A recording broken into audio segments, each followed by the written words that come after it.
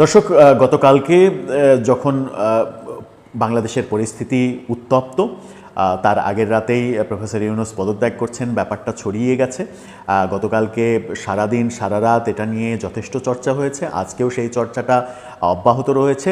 সবার অ্যাটেনশন একই জায়গায় যে প্রধান উপদেষ্টা পদত্যাগ করছেন কি করছেন না। প্রধান উপদেষ্টার পদত্যাগের গুঞ্জনের মধ্যে গতকালকে একটা ঘটনা ঘটেছে। সেই ঘটনাটা কি, পালিয়ে থাকা প্রায় 10 মাস লোকচক্ষুর অন্তরালে থাকা আওয়ামী লীগের সাধারণ সম্পাদক ওবায়দুল কাদের হঠাৎ করে উকি মেরেছেন। তিনি প্রধান উপদেষ্টার পদত্যাগের গুঞ্জনে হয়তো বেশি উল্লসিত হয়েছেন এবং মনে করেছেন এই তো আমার দিন ফিরে আসছে। 10 মাস লুকিয়ে থেকেছেন, নেতাকর্মীদের খোঁজ নেননি, কোনো ধরনের কোনো খবর নাই। হঠাৎ করে প্রধান উপদেষ্টার পদত্যাগের গুঞ্জনকে কেন্দ্র করে আওয়ামী লীগের ভেরিফাইড পেজে একটা বড় বিবৃতি দিয়েছেন, সেখানে একটা বড় উপন্যাস লিখেছেন। ওবায়দুল কাদেরের এই হঠাৎ ফিরে আসাটাকে নেতাকর্মীরা ভালোভাবে নেয়নি এবং আওয়ামী লীগ একটা বড় ধরনের ভুল সিদ্ধান্ত নিল ওবায়দুল কাদেরকে আবার সামনে নিয়ে এসে, এমন আলোচনাও হচ্ছে।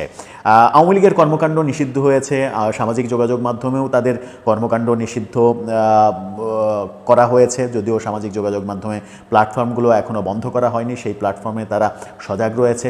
দেশের অভ্যন্তরে নানা জায়গায় তারা বিভিন্ন সময় ঝটিকা মিছিল করার চেষ্টা করছে। এর মাঝেই আওয়ামী লীগের নেতাকর্মীদের মধ্যেই এই প্রধান উপদেষ্টার পদত্যাগের গুঞ্জনকে কেন্দ্র করে ওবায়দুল কাদেরের গর্ত থেকে ফিরে আসার এই ব্যাপারটা নেতিবাচক প্রভাব ফেলেছে। কি নেতিবাচক প্রভাব ফেললো, কি ভাবছেন নেতাকর্মীরা?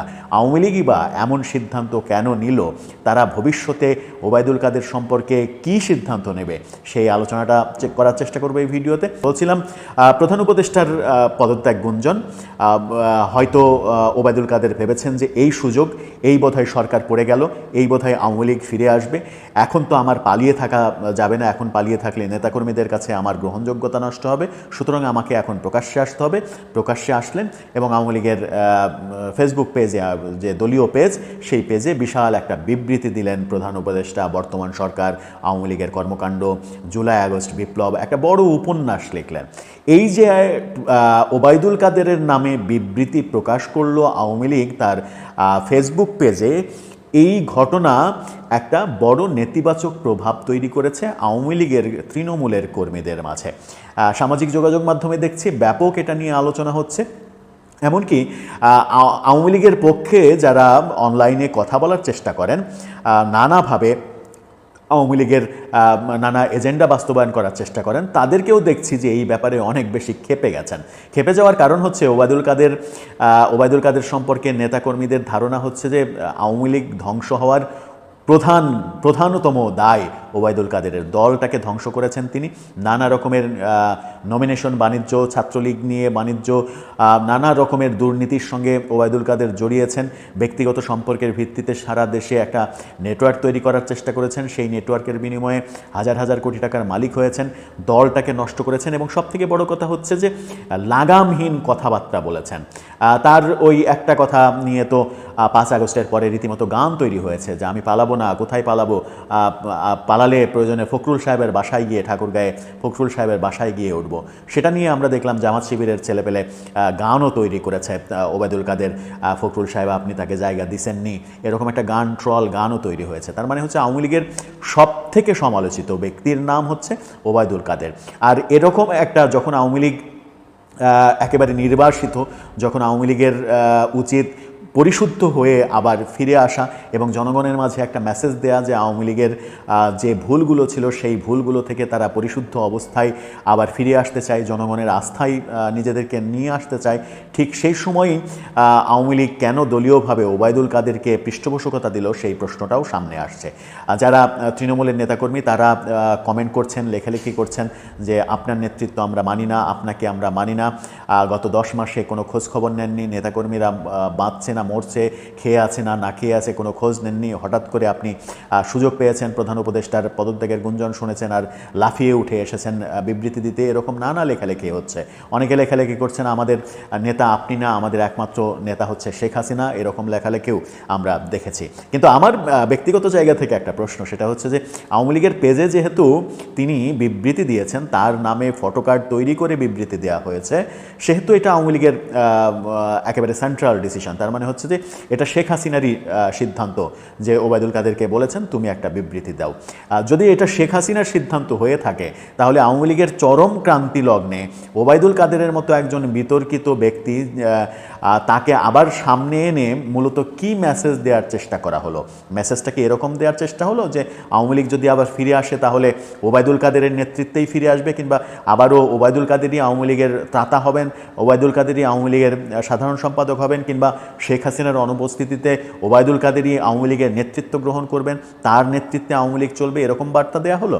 যদি সেরকম বার্তা দেয়া হয়, তাহলে আওয়ামী লীগের জন্য এটা চরম ভরাডুবির কারণ হবে বলেও বিশ্লেষকরা বলছেন। কারণ আওয়ামী লীগের ভেতরে যে কয়জন মূলত আওয়ামী লীগকে ডুবিয়েছেন, তার মধ্যে ওবায়দুল কাদেরের নাম এক নম্বরে আসে। আর কাদের নাম আসে সেগুলো নিয়ে এত ব্যাপক আলোচনায় যেতে চায় না, কিন্তু ওবায়দুল কাদেরের মতো বিতর্কিত এবং দলের মধ্যে বিতর্কিত একজন মানুষ, যিনি দলের মধ্যেই গ্রহণযোগ্যতা হারিয়ে ফেলেছেন, তাকে সামনে নিয়ে এসে আমার মনে হয় আওয়ামী লীগ 5 আগস্টের পরে যদি সবথেকে বড় ভুল পদক্ষেপ নিয়ে থাকে তাদের দলীয় ব্যাপারে, তাহলে এটা বোধহয় সবথেকে বড় ভুল পদক্ষেপ হলো ওবায়দুল কাদেরকে এক ধরনের পৃষ্ঠপোষকতা দিয়ে। কারণ ওবায়দুল কাদের সরকার পতনের আগেই গা ঢাকা দিয়েছেন, এই আলোচনাও রয়েছে।